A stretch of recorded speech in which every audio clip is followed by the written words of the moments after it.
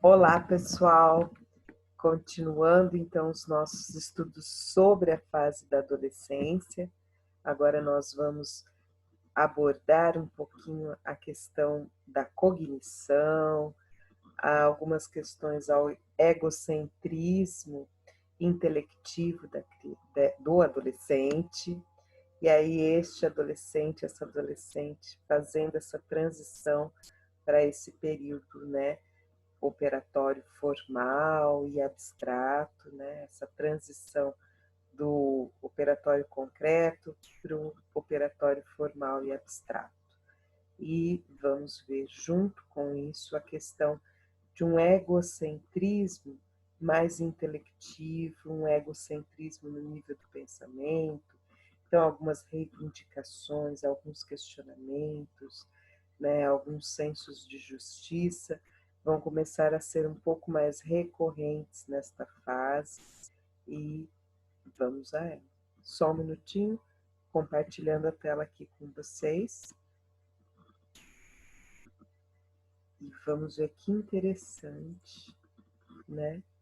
Aqui, pessoal, então, assim, o grande marco, né, desse adentrar ao raciocínio formal e abstrato, né? A esse estágio operatório formal e abstrato que começa a acontecer a partir da adolescência, tá? Entre 13 e 16 anos, né, ocorre essa importante transformação cognitiva e a gente vê a transição do operatório concreto para o formal e abstrato. Alguns autores consideram essa fase de 11 para 12, tá? E atingindo até os 17 anos, tá? Algumas oscilações nessa esfera sempre terão, nada gritante, a não ser, como vocês viram, a questão da adolescência se estendendo até idades bem maiores do que os 21 anos, por conta das atuais conjecturas e a forma de não responsabilização, né, do jovem, fazendo com que ele fique ainda muito aprisionado nessa fase da adolescência, tá? Então, vamos colocar como marco esse período que vai dos 11, 13 aos 16, 17 anos, tá? Como o início, né, dessa formação na estrutura cognitiva de um pensamento abstrato e de um pensamento formal muito mais estruturado, tá? Todas as outras etapas, segundo Piaget, foram super importantes para que se pudesse chegar a esta maturidade do raciocínio formal e do pensamento abstrato, tá? Além disso, né, um pensamento hipotético dedutivo, porque já há a capacidade da reversibilidade de pensamento. Então, eu consigo entender da onde partiu, para onde chegou, qual a causa, qual o efeito, e consigo inversamente entender quais as características, condições, efeitos e da onde elas foram, né, sendo gestadas para que eu tivesse aquela causa primeiro. Tá? Então, isso é uma reversibilidade de pensamento, isso só é possível com uma estruturação cognitiva bem mais embasada, bem mais lapidada, bem mais desenvolta. Tá? Então, essa fase dos 11 aos 17, nessa margem, há este início e este adentrar ao universo do raciocínio formal e do pensamento lógico abstrato e hipotético dedutivo, tá?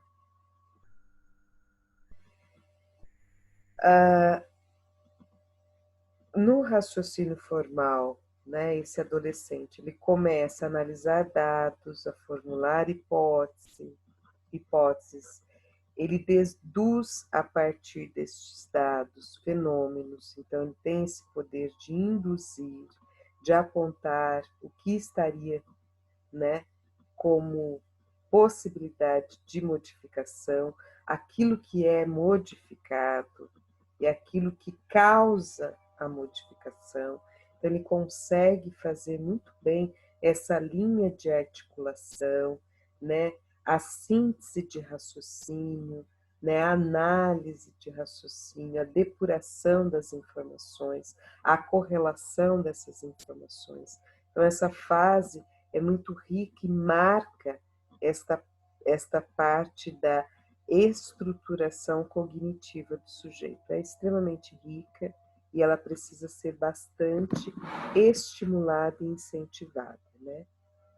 Além disso, né, a questão do adolescente, ele consegue testar hipóteses, né? Ele consegue verificar fenômenos, situações, né, fatos, e ele tem essa capacidade de entender que não precisa de uma única causa, que ele não precisa ter uma única hipótese, que ele pode elencar no entorno de uma mesma temática várias hipóteses e ter várias constatações, que ele consegue ter vários pontos relativos e que todos têm as suas particularidades para entender um fenômeno, para entender uma manifestação, para entender algo que ocorre.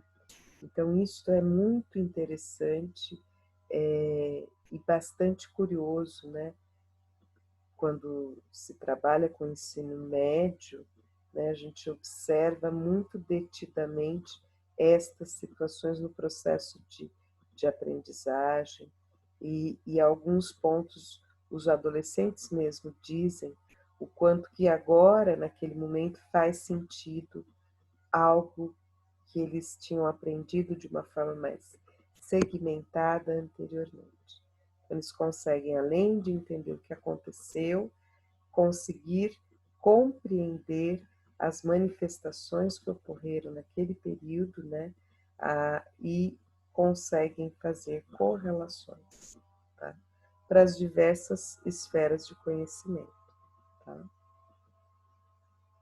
Uma outra característica que temos na fase da adolescência é a questão que eu já havia pontuado no início, do egocentrismo intelectual, né?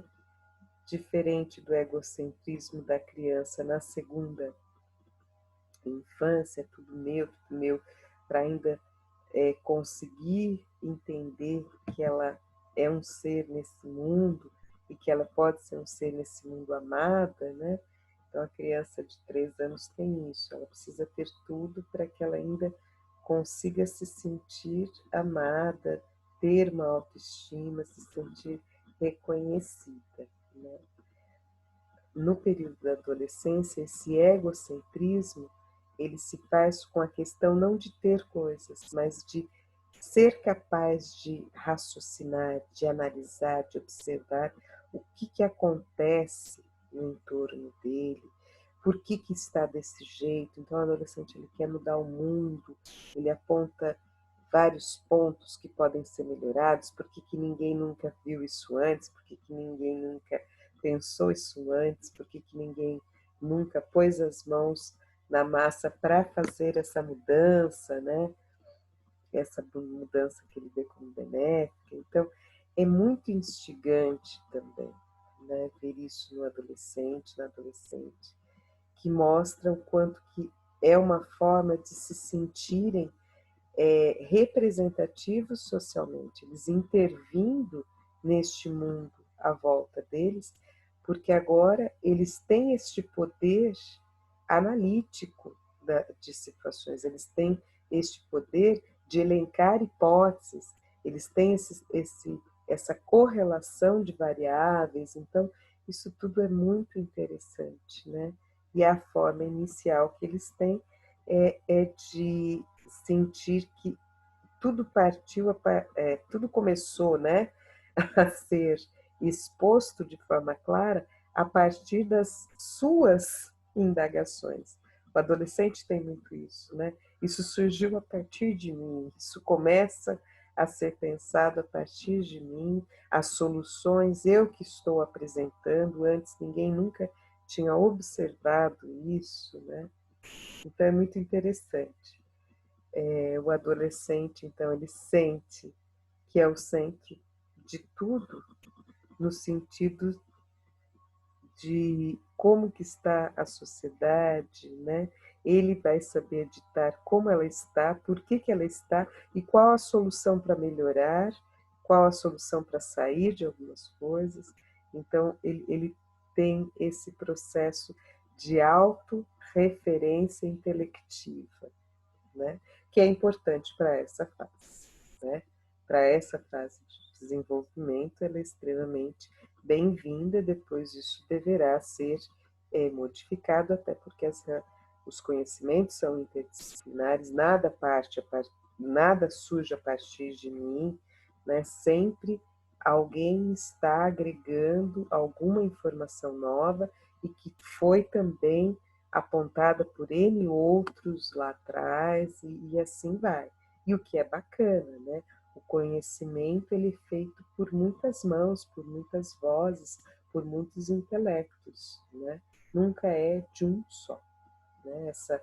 Essa mania também muito adolescente que os adultos têm de eleger uma única inteligência, o Einstein, também, mas não é única. São N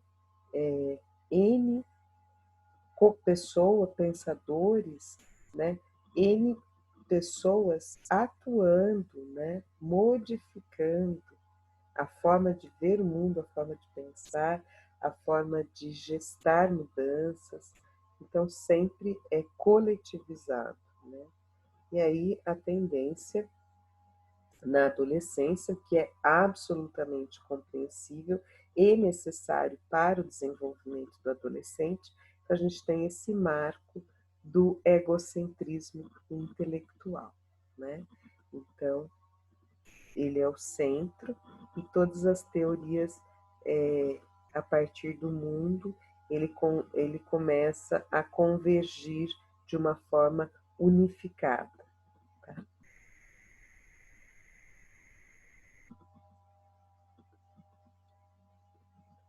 Outro aspecto, a questão identitária, né? Isso já foi falado no outro vídeo, mas aqui reforçando, né, bastante. O adolescente ele tem como grande marca essa questão da minha identidade, quem eu sou, quem realmente eu sou, quem eu desejo, quais minhas aspirações, eu vou conseguir ter sucesso, eu fracassarei, eu me darei bem, eu conseguirei, né,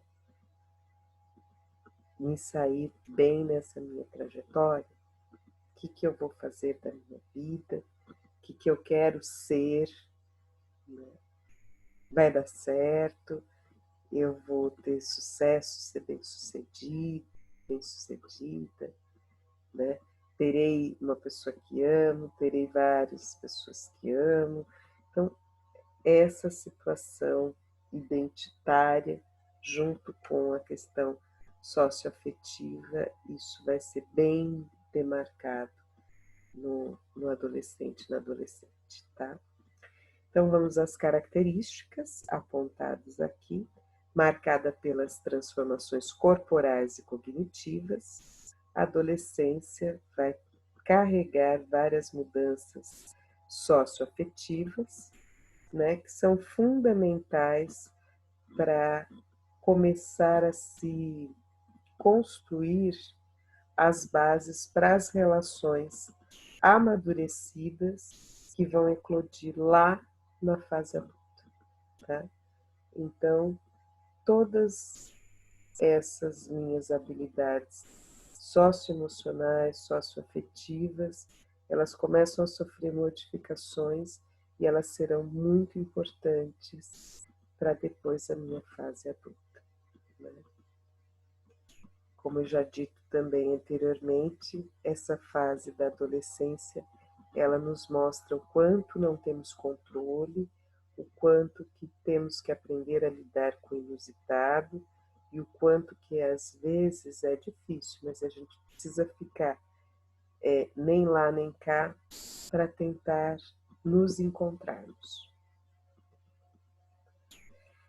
É neste período que se constrói uma forma própria e pessoal de estar no mundo, sendo diferentes os modos de procura de identidade.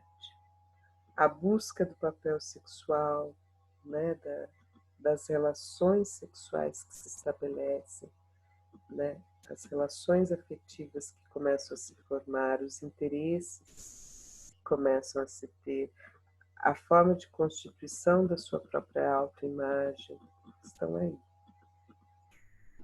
Né? Além disso, essa procura pelo viés profissional, o que eu vou fazer, e realizações pessoais.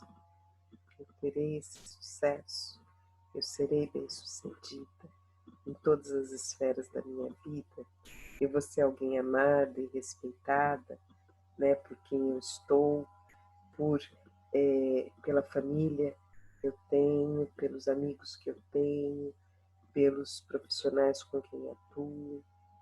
Então isso já começa a ter essa sementinha nessa fase da adolescência. Isso tudo é remetido à formação identitária, que a gente chama, e essa ampliação das habilidades socioafetivas ou socioemocionais.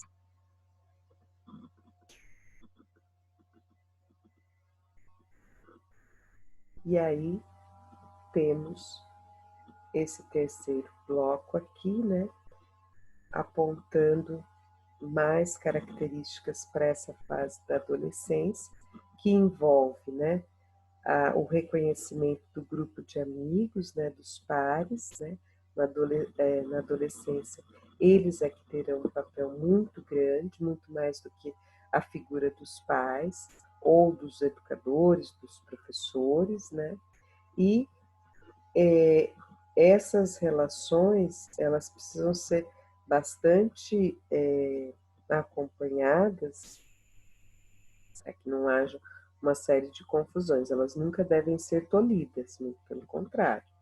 Eles estão se descobrindo entre os seus pares, entre as suas referências ali, mas precisa sempre ter uma mediação, um acompanhamento, né? Não dá para deixar solto igual muitos acreditavam. Então, nem reprimir, nem deixar solto. A gente precisa de um monitoramento ali, até porque são adolescentes, né? Então, há de ter esse acompanhamento, mas a questão é que os adolescentes, nessa fase, as referências são entre eles próprios. E é por isso que quando acontecem situações de bullying, cyberbullying, isso é muito pesado. E este adolescente que está sofrendo com isso, ele realmente chega a pensar em tirar sua própria vida. Isso tem um efeito muito grande. O reconhecimento dos seus pares, dos seus colegas, dos seus amigos é primordial. É como anteriormente, nas fases anteriores, o reconhecimento das figuras paterna e materna, a figura dos professores, né? Agora, nessa fase da adolescência, não. É entre os meus amigos, entre as turmas da minha escola, as turmas, né, de adolescentes por onde eu convivo, eles me reconhecerem, eles me aceitarem, né? Então, isso é bem importante. Bem importante, e a gente precisa estar atento, porque eles vão realmente buscar retorno entre esses pares. Eles vão se identificar com muitos desses, por acharem que estes terão as respostas que eles querem, que eles anseiam. E, de adolescentes para adolescentes, sabemos que não há maturidades socioemocionais. E, portanto, precisamos estar acompanhando, porque não, muitas vezes a resposta que aquele adolescente está esperando não será o seu amigo, aquele outro que ele tem num lugar de ideação, que dará esse retorno de uma forma cuidadosa, né? A resposta não está nesse outro, embora o adolescente vai reconhecer que esse outro é um grande guru e saberá falar sobre tudo, e saberá o que fazer adequadamente. E aí é que a situação fica complicada, ainda mais se tiverem muitos que vão testar coragem, vão desafiar e vão colocar à prova experimentações de tudo que é proibitivo, né? Essa é uma outra característica da adolescência. Eu preciso fazer o que é proibido,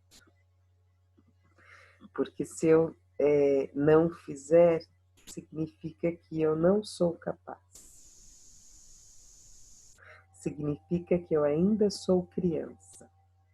Então, essa necessidade da superação da infância é uma coisa atormentadora também para o adolescente. Ele precisa se livrar de ser visto como criança. Eles ficam extremamente incomodados se comparados a crianças, né? Então, precisa ter bastante cuidado, e isso é entendido porque ele ainda não é o jovem, mas ele também não é a criança. E aí ele fica se achando muito aquém. Então, quando se é comparado à criança, é como se estivéssemos ofendendo, né? Então, um certo cuidado nisso, porque o próprio adolescente se sente incomodado. E por isso é que ele quer testar todos os limites. E aí os riscos, né, que a gente tem que estar muito atento. Porque eles não têm ideia das consequências, eles são inconsequentes. E isso é muito delicado, né? Ali é o ato de coragem de demonstrar que eu não sou mais criança. Só que uma vez feito conforme o que é feito, é muito arriscado. Então, e pode acontecer acidentes e situações extremamente drásticas, né? Então, precisamos estar atentos. Aqui nós temos um autor psicanalista muito interessante, que trabalha desenvolvimento humano. Aliás, ele faz a subdivisão em 8 etapas, 8 fases do desenvolvimento humano, que é o Erik Erikson, né? E ele vai pontuar, né, o período da adolescência como esse período de experimentação, esse período de ensaio, né? Essa certa simulação, né? Ainda não estou vivendo bem aquilo, mas eu vou começar meio que a tatear por aí. Então, eu vou ensaiar um pouco por aí. Então, é essa fase, né? O Erikson vai considerar a fase da adolescência como esta fase, né?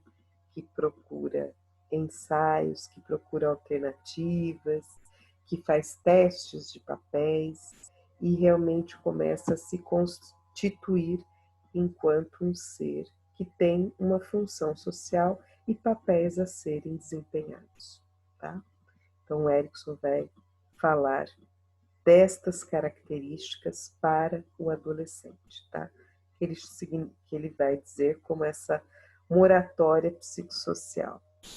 Moratória psicossocial exatamente porque há uma situação de suspensão entre não é mais, mas ainda não é. Então, assim, é uma experimentação, é um ensaio, né? E não é ainda efetivo, mas também não é que nada aconteceu. Está nessa fase de ensaio, está prestes a. Né? Então, ele vai chamar como a fase da adolescência como essa moratória psicossocial. Tá? E a exploração, né? Um grande marco é a exploração e as primeiras experiências profissionais. É quando esse adolescente começa a se interessar por N coisas e começa a, por gostar de alguns hobbies, começar a associar profissões, né? E é normal que ele ou ela, vão se imaginar em N profissões e sem ter um teor mais é, específico sobre aquilo, mas vão ter a vontade de ser astronautas, físicos, médicos, artistas, mas são desejos, né? Então, começa-se a ter essas primeiras experimentações profissionais e alguns começam sim a ter algumas contribuições, né? Começam a ver algumas contribuições e a sentir a colaboração para um trabalho, né? Ter um trabalho, ter um salário. O adolescente já começa a se vislumbrar um pouco por aí. E principalmente daí já na fase que eles podem frequentar, por exemplo, uma guardinha, isso tem sido visto como importante, né? A parte da formação acadêmica, escolar, e a parte de um início para um mercado de trabalho. Então, são alguns pontos interessantes e a gente começa a pensar que já para os alunos do ensino médio isso tem sido visto, né, como uma possibilidade de agregar a essa experiência da fase da adolescência, sem nenhum outro teor de análise, tá? Somente apontando características que são prementes do próprio adolescente. Ele também se questiona sobre profissão, sobre ter uma renda, ter o seu dinheiro próprio. Então, assim, são algumas explorações, alguns ensaios no âmbito profissional que o adolescente vai ter também. Então, são todas essas características que vão marcar esse desenvolvimento biopsicossocial do adolescente e vamos conversando mais sobre. Um grande abraço para vocês e até mais.